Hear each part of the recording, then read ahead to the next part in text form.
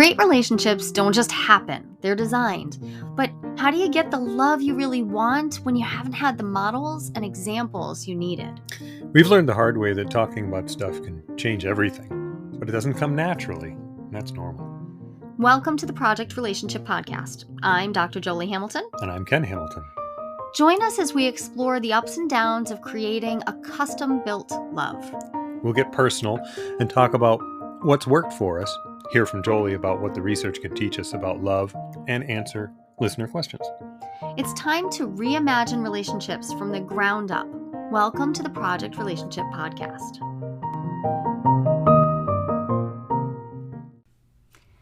Anxiety. Oh, goody. What a great word to start off with. Okay. It's true. Anxiety is not the word most people are hoping to have to think about, but we recently got a bunch of questions from people about dealing with anxiety, specifically in the context of consensual non-monogamy. Though I think that this conversation, I really believe, is applicable to all people in all kinds of settings. Oh, yes. Because when we're talking about anxiety, we're talking about something that is, kind of a universal experience. It's like jealousy or fear, these are just experiences. So if your relationship is a source of anxiety for you, or a place where you feel anxiety coming up for you, I think this is relevant either way.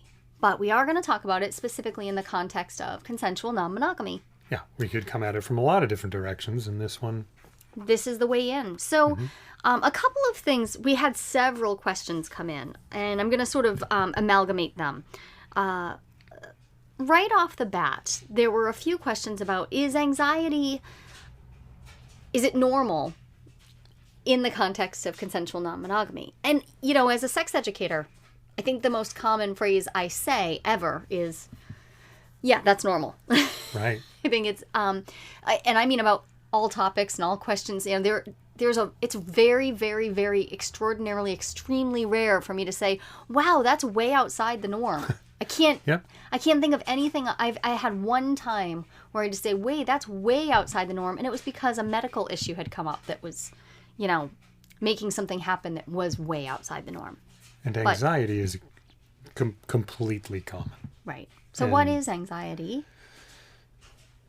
So my own experience of anxiety is very physical, very like tightening inside my torso, and like this weird prickly heat in my legs, and and a feeling in my mind that there's something I want to be doing to change something.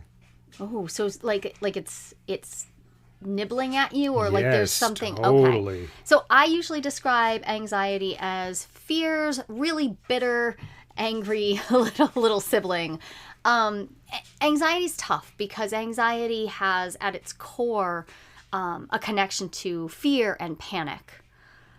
So I don't want to minimize anxiety. It's rough, but anxiety also has this quality, and this is why I said little sibling, that it reminds me of my own little brother growing up. It's a pernicious thing. It just will keep coming at you. Yes. Even though everything seems to be fine, or you've set up your boundaries and your partner is treating you the way you think you want. Yep. Anxiety can keep showing up even when everything seems to be right. Yeah. And then you get yourself into a mindset where it's like, okay, no, this is okay. And all of a sudden, bang, it's back. Right.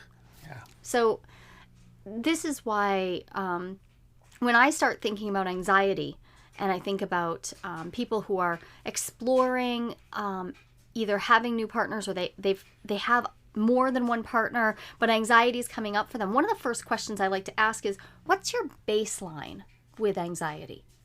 Like, reflect on that, because sometimes people will come to me and talk about this massive anxiety that has them in they're in the grips of it, and it is ruling everything, and they really want to get off this ride, which is totally their prerogative, but another part of them doesn't want to get off this ride. And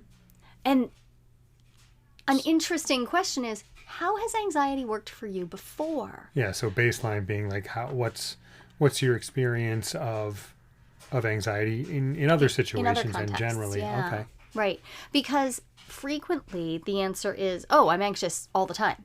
Anxiety is just a thing. So this is a great spot to say, okay, cool, then let's reflect. Let's do some real deep reflection on, is this anxiety my baseline, and now it's found a place to point itself, like it's found something to latch onto, yeah, right. a place to focus that I think if I could just get this to change, then the anxiety would go away.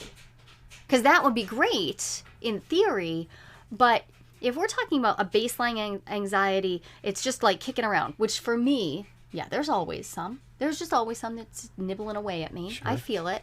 Yeah. It's back there, and I have a bunch of tools I use to keep it in check, and tools that I can use when it rises up and gets really overwhelming.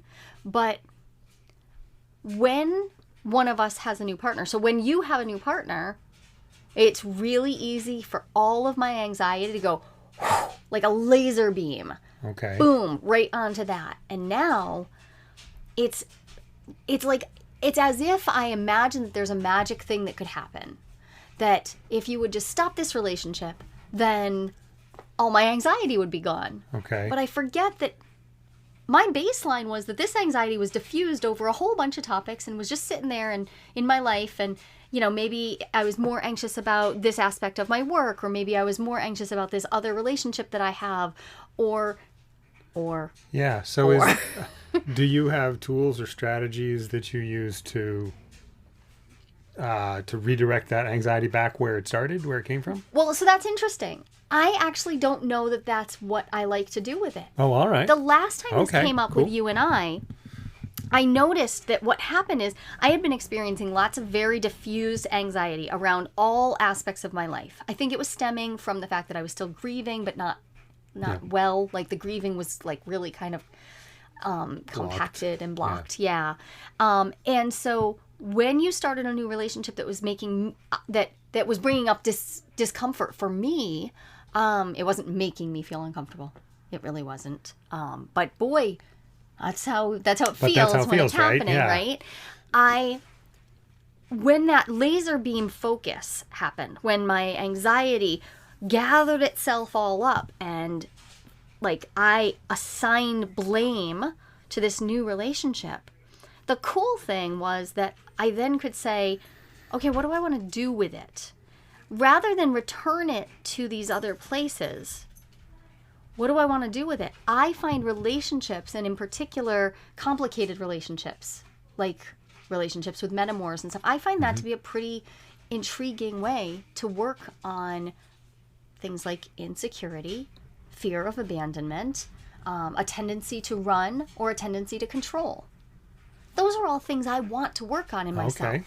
So rather than trying to offload it back into something much more difficult to I suppose it's put harder my to get your finger handle on it. to get a handle on it. Right. When a little bit of anxiety is spread everywhere, that was more challenging. So this actually became a real help to me is, I can work on the anxiety. Say when you go out for a date, I can work on that. I can actively put my strategies into effect then, versus trying to remember all day, every day to work on my anxiety, which didn't feel very calming, to be perfectly honest. All day, every day? No, I imagine not. So this is my experience, but I found two big.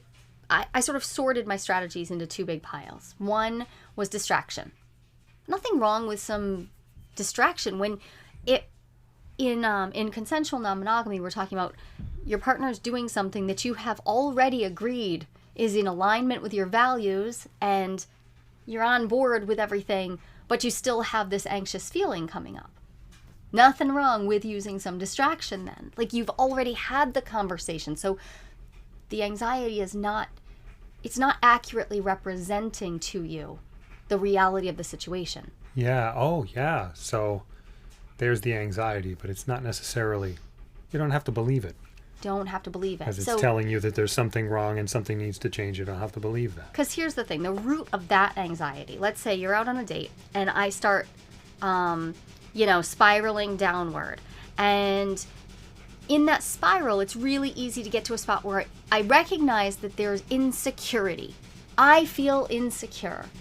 Okay, but do I do I want to act as though that's true, that I feel insecure? No. So instead I start thinking about what you're doing wrong, and I start worrying about what's going to go wrong. I start like catastrophizing and freaking out, and so you start, your imagination comes into play. Rather than coming back to, if I'm feeling insecure, yes, there are things we should talk about. Yes, we should stay on the same page about a lot of things, but if I'm feeling insecure, anxiety has delivered a lovely, icky opportunity for me to start to do the uncomfortable work that is mine. It's not yours. It's mine to do. The inner work of really attending to my self-worth, attending to that insecurity. And so you use it as a growth opportunity. Yeah. And you're making a funny face because it doesn't it doesn't. I wish I had better news. I wish I could say wave a magic wand, but in fact the growth opportunity that's the silver lining. It is the silver lining. I make a funny face, but it's more about it's like there have been times when I've been cold, and what I want is just to get warmed right up. Like somebody put a hot blanket around me. When the best solution is for me to actually, do some squats or move my body. But I don't want to do that. I want to just sit still and have it solved. But in fact, the quickest, in fact, and best, most effective way is to do something myself. This feels like the same thing. Yeah, that's actually a useful analogy for me when I think about taking action on the feeling of anxiety. It feels like something needs to get fixed out there. Right. That's really... my mind wants me to focus on scanning my environment. I am very hypervigilant. Comes from an unstable childhood, but there it is. The hypervigilance is present. I'm scanning and I'm looking for what should get fixed, what should change. It's really easy if your partner's out on a date to imagine that that's the thing that should change. Because it's right. It's right there. It's right there. And the cultural narrative tells you that it supports that idea. It supports that. Mm-hmm. It supports the habits of monogamous relating. But what if you consciously want to shift that so that you're relating in a different way? Well, anxiety is going to have a whole bunch of things to offer. Now that said, you said earlier there's nothing wrong with distraction. So you're having this anxiety. You don't want to respond to it and reach out and try to mess with stuff. It's not an emergency, so you want to, and you said distraction is one way. And I had a question about that, which is I hear a lot about, read about numbing. But I don't think that's what you're talking about. So how would you differentiate? No, this is actually really intentional. And I heard this phrase first from Erin Davidson, who I just told you about her. She talks about, in her book on breakups, she talks about mindful numbing versus mindless numbing. Okay. And that's kind of where I would categorize this. Mindful distraction versus mindless distraction. So if I just start doom scrolling, and I just start, spiraling, adding more... I'm sorry we have that phrase, but it's so if I just start adding more negativity to my inner narrative, and I just go down that path, or I call somebody who I specifically complain to, and we just go down that path, and I start freaking out. That's not numbing in any kind of effective way. What if I start, let's say, drinking? That's not helpful. That's not helpful, right? It's not helpful that's not a way, while it may dull the feeling, it's not actually in my long-term best interests to need to drink in order to manage my anxiety. But mindful distraction, like watching comedy, that's the best one for me. Mm-hmm. I have a go-to list of funny movies, comedic specials, or comedians that I like to watch, and hopefully they've made something new, because when you're suffering, we almost always turn to the arts. So comedy. Yeah, the arts, and there's music. I mean, I've music. Just recently I was feeling stressful about something, and I just started listening to Weird Al. There you go. And it lightens the mood. Right. lightens my mood. And Aluminum foil. Exactly. Yeah, you can't take anything too seriously when you're hearing that. Okay. I do think that mindful distraction, intentionally having a list of things that you can do. The other thing that I do is I create, get my hands busy. So I'll crochet or knit or paint or something, do something with my hands. The other thing I'll do is masturbate because, Sure. pleasure, pleasure is a good solution for a lot of things, a lot of the suffering that goes on. And intentional pleasure. yeah, so here's the thing, suffering. Anxiety isn't your fault, but choosing to assign a lot of meaning to it in this context, what I see is that it multiplies suffering. It just multiplies the suffering. It adds it up, and it feels like now someone else has to take an action and fix this. Otherwise, I won't survive. And that's where anxiety starts to cross the line into panic. Yeah. Now we have a different problem to deal with because panic can feel like you're actually going to die. Yeah. Even if everything is safe. Even more like an emergency. Yeah. This is not a simple issue. So I'm trying to talk in a very, trying not to be pedantic or lectury about this because anxiety is just this very real issue that's going to come up. And if you are a person who struggles with this, but you also want to explore the freedom and adventure that comes with consensual non-monogamy, then facing anxiety is part of the puzzle. Right. And sometimes facing it, so you've provided some ideas of what you can do. Sometimes you just feel it. That's it. You just acknowledge that I'm feeling anxious right now. That's okay. You don't have to change it. You probably want to. You might not want to feel that way right then, but it's okay if you do. It's not an emergency. You've been really good for me in that way.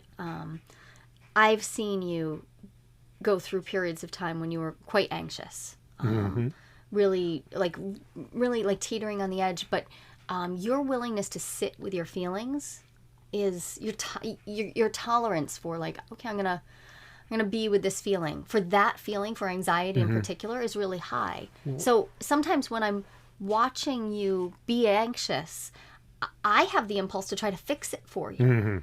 And when I pay closer attention, I notice you're not asking me to fix it for you. You're anxious and managing to just let that be without making it a bigger emergency. And so my trying to fix it is not actually helpful because it actually just it takes you away from what the practice that you're in. Yep. And I think this is one of those spots where I could have a tendency to try to solve your anxiety so I don't catch your anxiety. So I also have that sounds familiar. Yeah. I can again absolutely. return I've done to, that. well, what if I don't need to fix this for you? Yeah. Because in fact, your feelings are not mine to fix. They're not. And they're not your feelings. They're mine. Right. So you don't have to feel anxious because I feel anxious. And I don't want you to. This was a big part of the first half of our relationship was you seemed to need me to feel good all the time. I did. Well, I was very reactive to my own feelings quite often for most of my life. And then I had this... Feelings felt like facts and emergencies. And emergencies. Yeah. And I had a transformative moment that I can still remember so clearly. I was driving to work one day and I got to a stoplight and a bunch of stuff that had happened that I can't even remember what it was, but it left me intensely frustrated. And I said, okay, I'm just going to sit here and I'm just going to feel it and see what happens. Because I wanted to rail and smash and, road rage or whatever. And I wanted to do something. Hulk smash. Hulk smash. And I was like, no, I'm just going to feel it. And before the light changed, it was gone. I didn't think that was possible. There's a whole other way to handle this. I was amazed. And you were in your 40s when this happened. I was in my late 40s. Yeah. Yeah. Really. And I see a little chagrin on your face. Oh, yeah. But I get that completely. I mean, I do this all day long. I help people with this stuff, but it doesn't mean that I don't also have to address these issues for myself. So let's come back to it's normal it's to have normal. anxiety pop up.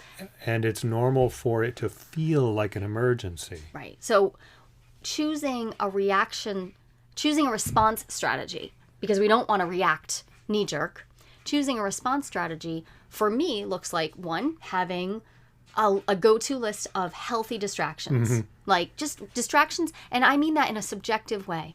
Healthy for me. For you. For me. Like, for instance, for me, exercising really works. I don't have an over impulse to exercise. I don't. So I can just go run it out.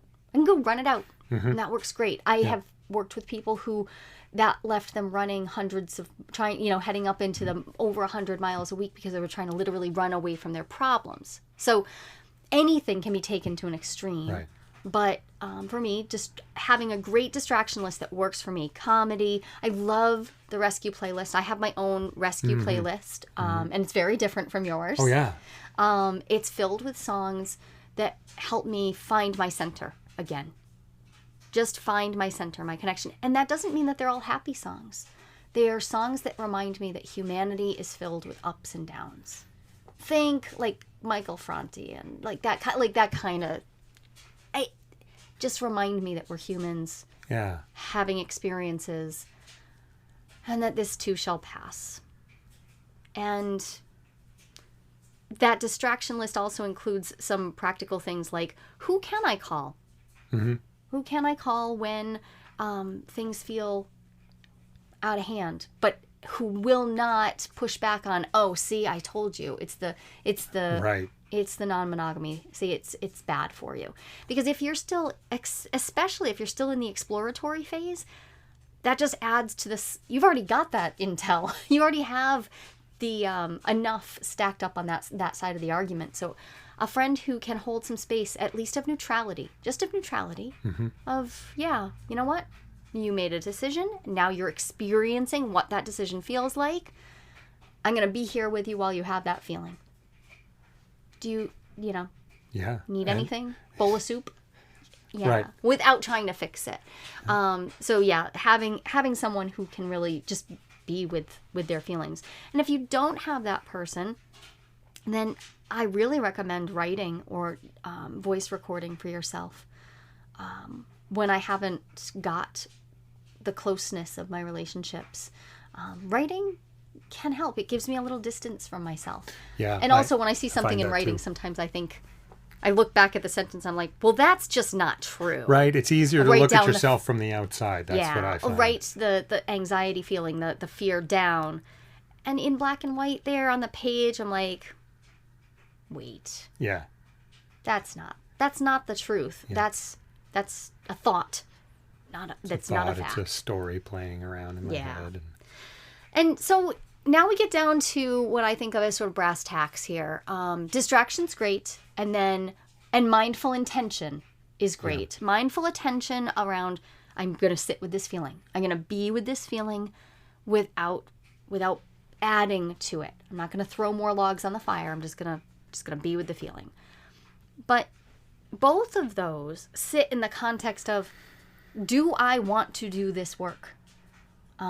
We had a guest on our show a while back, Leah Marshall, and Leah she has a phrase that she uses that I think sums this up really well. What's your poly why? What's your why? What's your reason? I talk about what's your relationship purpose. Right.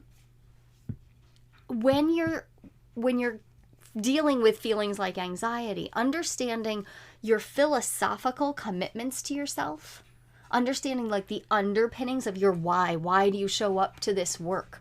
Why do you do this? Why are you tolerating the difficulty that this is?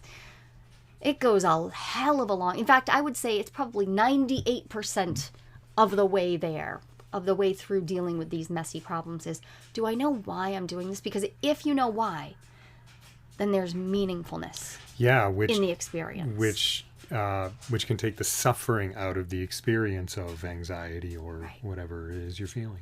So Viktor Frankl, the amazing concentration camp survivor and writer, philosopher, wrote about how if we can find meaning, then there is really very little a human cannot not just tolerate, but even thrive through.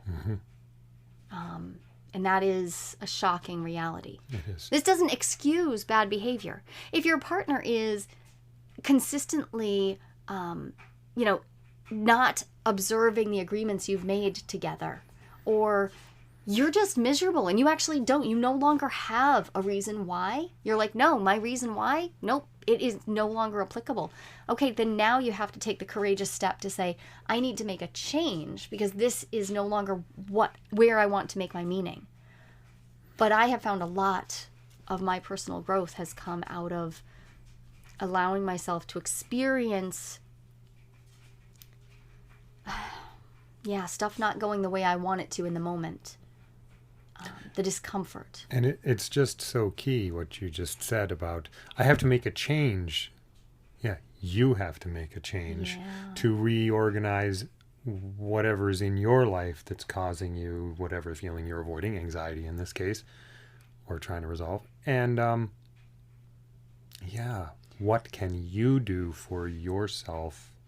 Radical responsibility for self.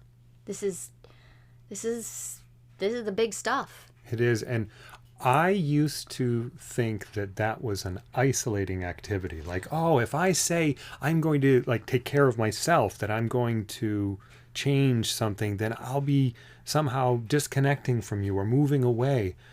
And I guess that's possible, but because we talk about the things, because I'm like, okay, so here's what's going on for me and I need to change it because this is what's happening. And I'm going to do that. Then, and I tell you, now we have a conversation. Now we have another conversation. And it's not isolating. It's actually connecting. And so this is another place where you could take a look at your baseline. Mm-hmm. So if your baseline of anxiety, if you start to get to know it, you can notice, oh, my anxiety now has a focal point, but this is just my anxiety. And maybe it's not even increased. It's just focused in one area. Right. Another place we can look at our baseline is, do I tend to cling or move toward or try to rescue or go pull my partner back in? Or do I cut and run when these feelings come up? And most of us, we have a safety mechanism that leans one way or the other. Yeah. I tend more towards the anxious, pulling and clinging and trying to fix. You have tended more towards avoiding, turning away. And knowing that provides the ability to self-check. If I start to feel anxiety, I'm likely to try to control you, ask you to change what you're doing so that I'll feel different, which just doesn't work. That's not gonna work. It doesn't get me what I want, because what I found is every time I ask you to change a behavior so that I'll feel different, there's just another behavior behind that, and then another, and then another. Would you please become like a Ken doll? Oh, well, how handy! You could become. How handy! You could become a Ken doll that I could manipulate into any position so that I could feel something different. Except you're just going to be constantly manipulating me into new positions and not actually addressing what's going on for you, because that's where the issues are, not in me. Dang it. Fine, I'll have to let you just be a regular old Ken, not a doll. Well, I am a regular old Ken. You are kind of a doll, but not a Ken doll. But I am old. Yeah, kind of. That's one of my favorite things about you. I think that when I return the attention to my personal growth work, that's when I find out that the anxiety that comes with opening up to the possibilities of non-monogamy, it's going to come with lots and lots and lots of ways that I can do my personal work. Yep. It just does. So do lots of things. When I became a parent, holy crap, did, this tiny little infant that I 3D printed in my uterus, comes out. I was 23 years old holding her going, oh my. The growth opportunities, she's 22 now, the growth opportunities have been immense and continue to be immense because I made this choice. And that's what life is. Yeah, those are some big significant things. And I certainly feel anxiety over my parenting. That comes up. Yep. 7 kids, almost all grown, still feeling some anxiety. Still feeling anxiety, absolutely. So there are the opportunities. So this is actually an interesting way to think about the insecurity, when I was a new parent and everything was new, like it felt like my whole world as I had known it no longer existed. Very similar to, oh my gosh, everything I knew when my life was constrained by the imagination of monogamy is now changed. When I became a parent, I could no longer pretend that the insecurity I was feeling didn't need to be dealt with. Oh. I just had to. It was time. I had decided to go down this road, and that meant I was going to have to take radical responsibility for my choices. And it meant I grew up real quick. Yeah. And still, my first pancake, my poor first pancake. I love my eldest child, but, it's not easy to be the eldest child of somebody who doesn't know what they're doing, and that's which is everybody. Everyone. Yep. So when I think about insecurity, I think insecurity is nothing more than an opportunity for me to continually develop a sense of being grounded, getting to take up space, my very existence being worthwhile. That's good work. It is. Dang it. Yeah, dang it. If you're feeling insecure and feeling like it's hopeless, I will say that my levels of insecurity, they were outrageous. It was outrageous levels of insecurity. My self-worth was so phenomenally tiny. And the constant practice of relating to you and to others, relating while allowing for the reality that I'm not in control of what you do. I'm not actually in control of the future. I get to steer my ship, but I'm not in charge of the ocean. That's a this great. This is why it's philosophical visual. work. Doing relationship work this is why I call it relational individuation. Staying present for this particular storm that you might be in while a partner is doing this or you're experiencing that. This is the big work. So I hear you saying there are some specific strategies you can use, and that one of the staying with it is so key. And I actually think, I think you can actually do both a little bit. It's possible to stay with a feeling while also lightening. So like listening to some lightening music, some music that helps me lift up. My favorite song is Rise Up by Andre Day. I like that absolutely will do it. Like will lift you. That will lift me. I literally feel my body, my chest will lift, my shoulders will drop back. There's an ease of my breath when I'm like, right, and singing. But that's not trying to escape the feeling. Right. I don't try to escape it. In fact, it pulls the feeling sort of closer because the song, the lyrics sort of inspire me to face the fact that I am feeling something. Yep. And I'm feeling insecure and I will rise up. I am feeling challenged and I will rise up. The song is so much bigger than this, but that particular song serves me really well. There are others. I won't share my whole rescue playlist, but there are others that they do that same thing. They let me stay with the feeling. Yeah. Versus when I turn on, like, say, an old John Mulaney skit and I just laugh. Right.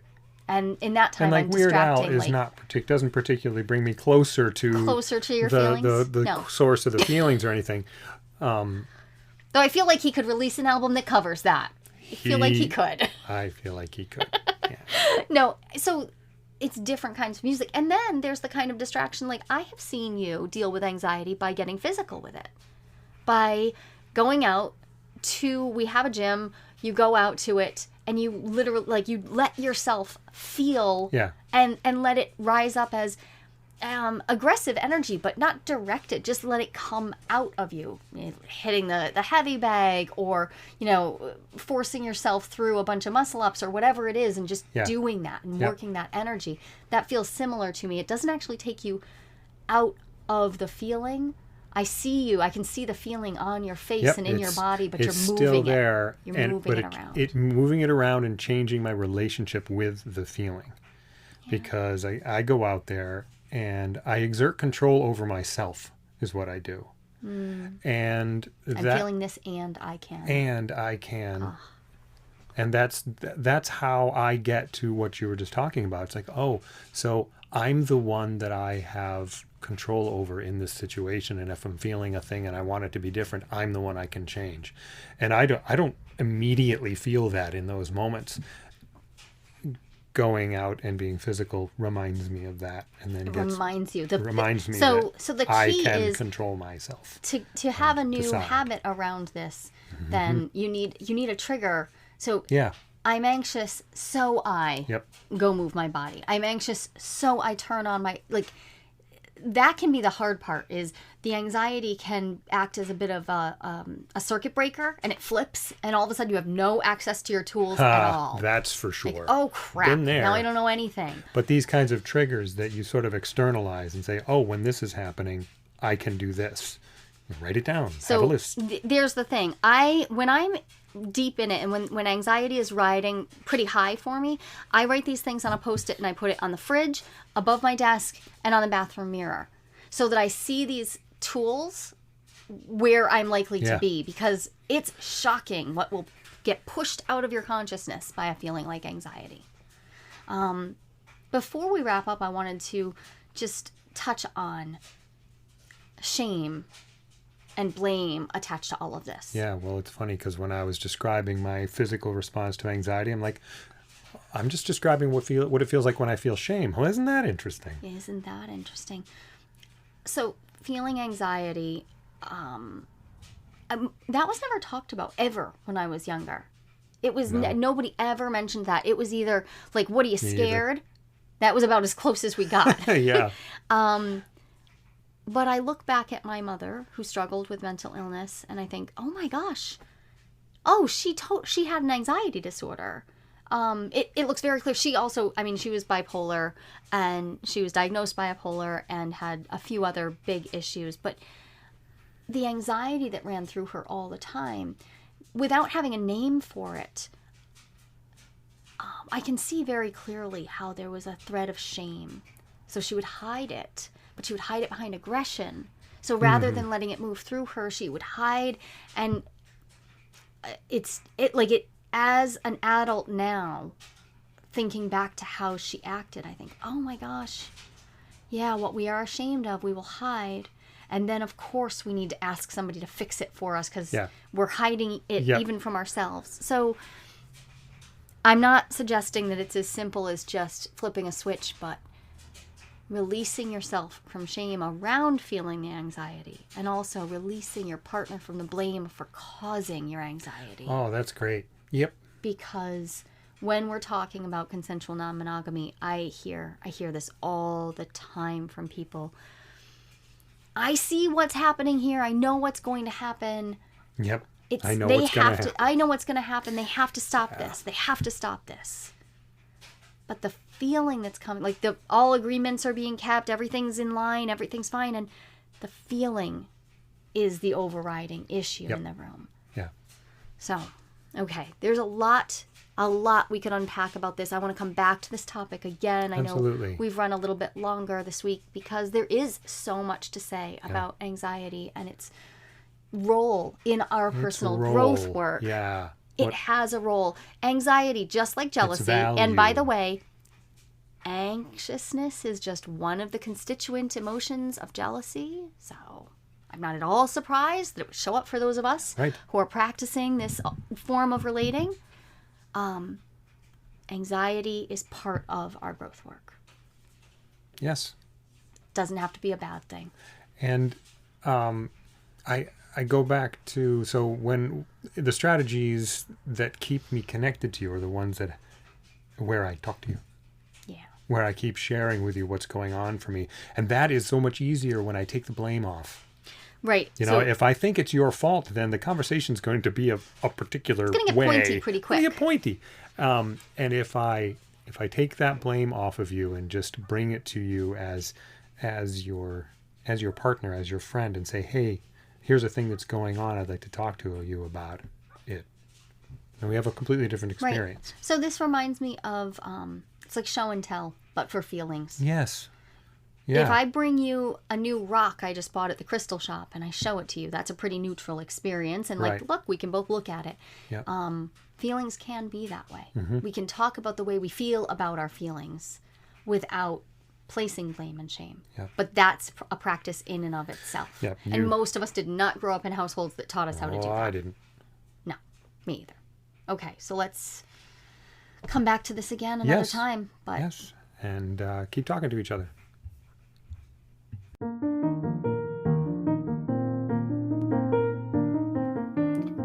thanks so much for tuning in to this episode. I've got one more thing I'd like to share with you, and that you're just going to need to hop over to the website listentojoli.com. There you can grab my top 5 relationship guides for free right now. Go get those guides. They're great. They're easy to implement conversations that will help you take action in creating the love you really want. It's my mission to make absolutely everything talk-aboutable. She managed to help me be able to talk about stuff that I once couldn't even imagine saying out loud. Now I speak openly with my lovers, my friends, my family, and you on a podcast. Out loud. Relationship work really can change everything. That really is a wonder. One of my favorite things in the whole world. So when you're feeling the rough edges, when things aren't going the way that you'd hoped in your relationships, I want you to remember that relationships can be messy, and that's good news.